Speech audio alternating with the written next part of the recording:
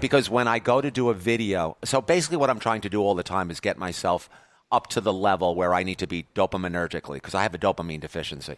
So I go. Is that like self-professed? No, it's a genetic condition. I actually found out from 23andMe. I took my letters from 23andMe. I sent them to a company called Promethease. It came back with this red flag. You have this condition called CCAATT. I went to Yahoo. I went to help groups. Yahoo actually had a help group for it.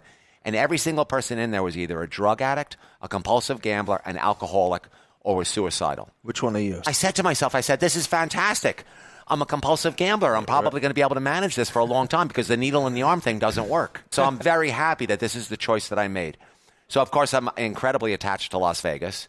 So I'll go and I'll do a video, and I'm very excited when I do a video. And so I just started saying hello because I was excited. I was getting back to where I needed to be.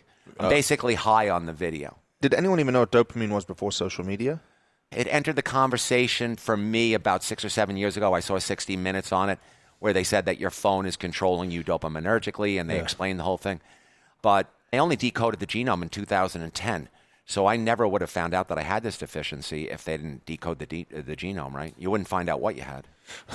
Okay. I mean, we could talk about dopamine. It's pretty interesting stuff, but I'm not a scientist, and Right. I'm not Joe Rogan who can talk about these things Right. off the cuff. But let's talk about things we can talk about. Okay. And so you said you're a big fan of Las Vegas. How does a guy from the East Coast become such a big fan of Las Vegas? Because I was always looking for gambling to get me back to the place where I needed to be. Sometimes when you talk to people who use drugs, they'll say, I got to get back to where I need to be. And people who smoke marijuana, I got to get back to where I need to be. So for me, the gambling in Las Vegas, it got me back to where I needed to be. So when the internet first broke in 95, 96, I was constantly on Yahoo, Google Las Vegas. What were you doing? It wasn't Google, it was Yahoo search back then. Sure, but what was your job at the time?